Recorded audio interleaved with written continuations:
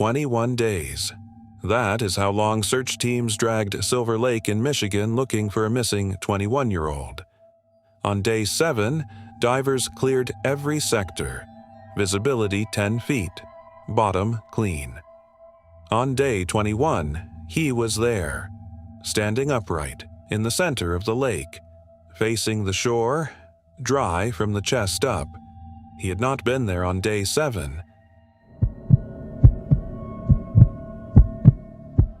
Todd Geib was 21 years old.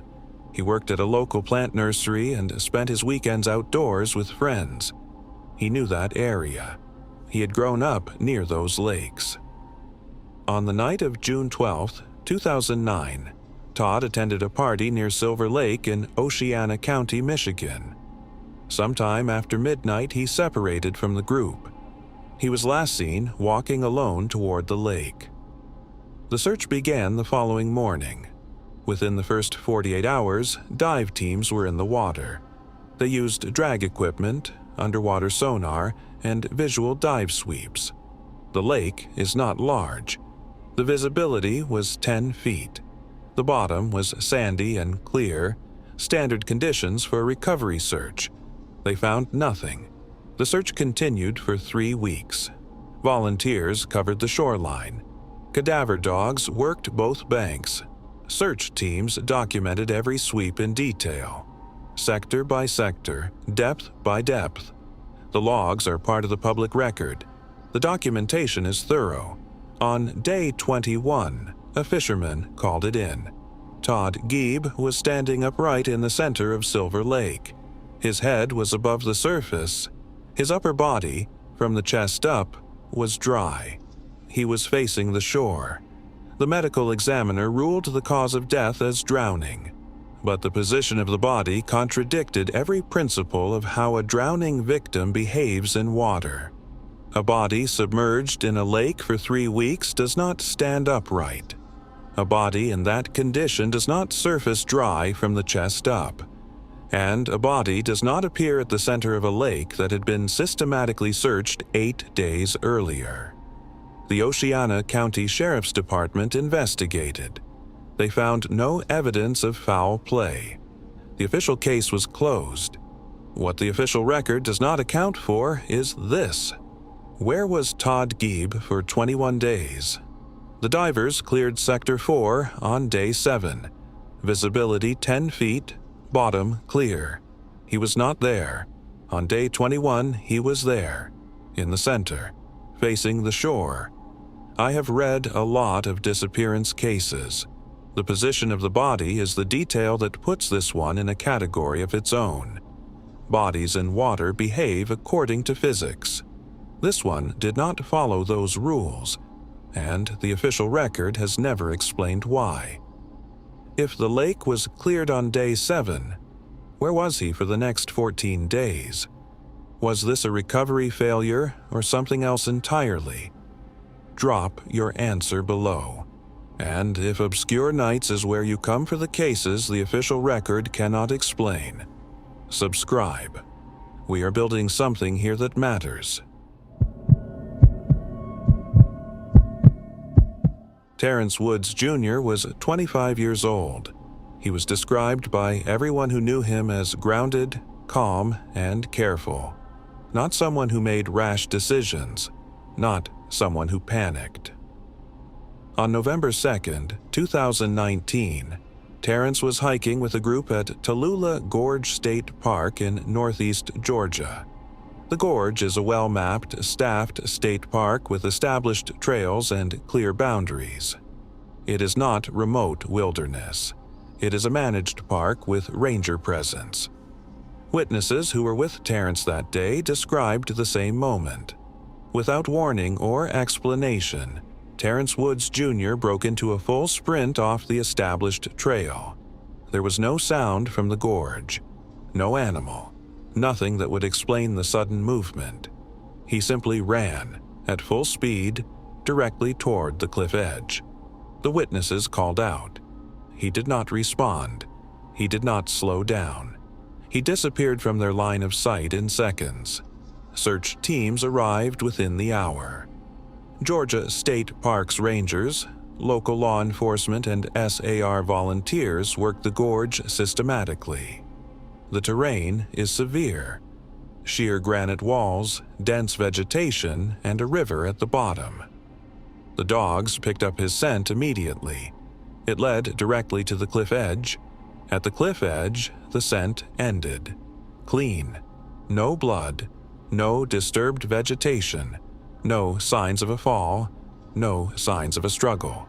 The scent simply stopped at the point where the ground ran out. Terrence Woods Jr. has never been found. Not at the base of the gorge. Not in the river. Not anywhere in or around Tallulah Gorge State Park. What does the scent trail tell you about what happened at that cliff edge when the only evidence it left was nothing? To Terrence's family, this account exists because Terrence deserves to be more than a Georgia State Parks cold case.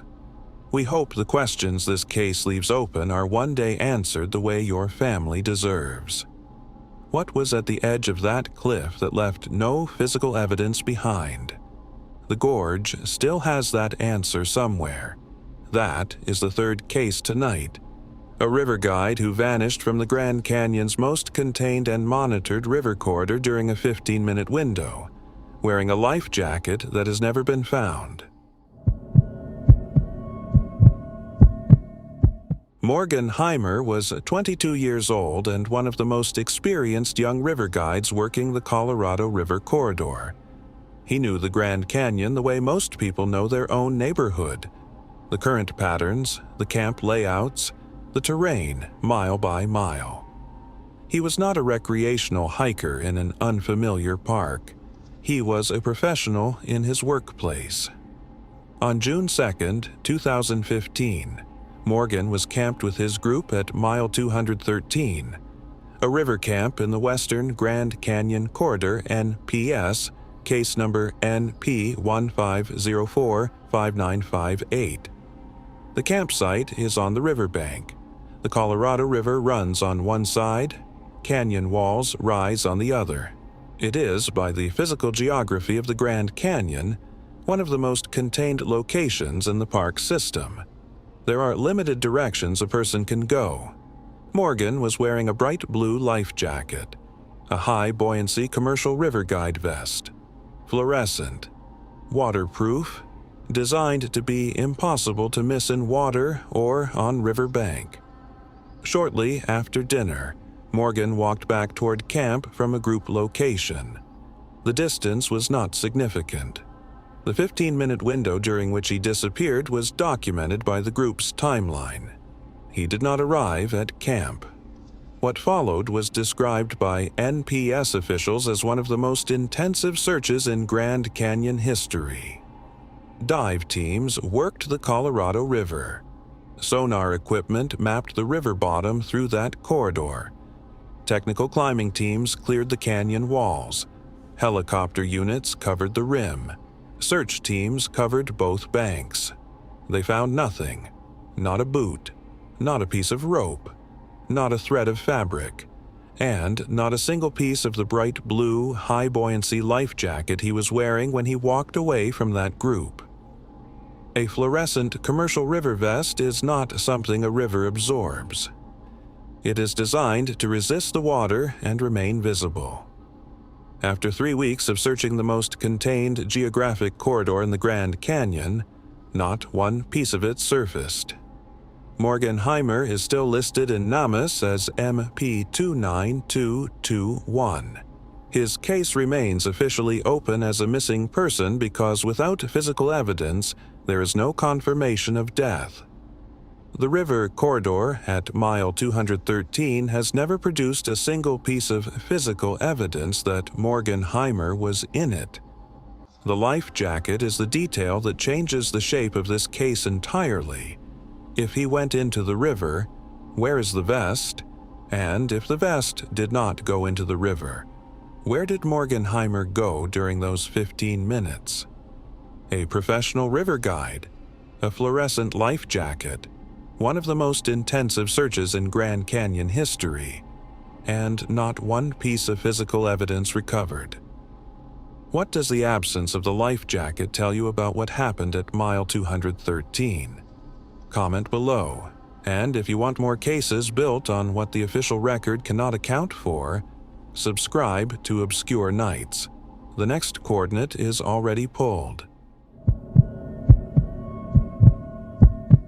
3 cases, 3 different bodies of water, 3 searches that followed the correct protocols, and still came back with gaps the official record has never closed. The detail that connects them is not what was found. It is what the physical evidence should have produced and did not. Here is what these 3 cases teach you that most wilderness safety guides do not cover. Understand river recovery physics before you hike or guide near moving water. A body submerged in a river does not stay submerged indefinitely. Current, temperature, and buoyancy all work against concealment. When a search in a contained river corridor finds nothing after weeks of systematic sonar and dive work, that absence is itself information. If you are ever a witness to a water disappearance, document the current direction, the temperature, and the entry point immediately. That information degrades fast, and it is what searchers need most. Know that scent trail termination at a cliff edge without physical evidence of a fall is one of the most documented anomalies in SAR literature. If a dog stops at an edge and the handler reports no scent continuation below, that is a logged anomaly, not a conclusion. It means the trail ended at that point. It does not mean the person went over. These are different things and they require different search responses. If you work in wilderness SAR, the distinction matters. To the families of Todd Geib, Terrence Woods Jr., and Morgan Heimer, these 3 cases exist on this channel because the people inside them deserve to be heard beyond a missing person's file number.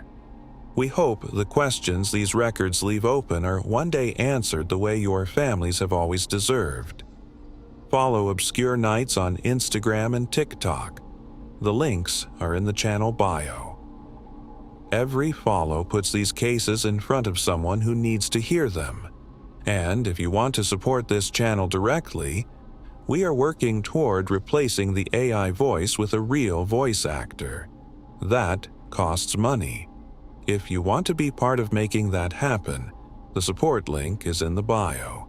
This is Obscure Nights, where the cases nobody talks about get told the way they actually happened. Good night.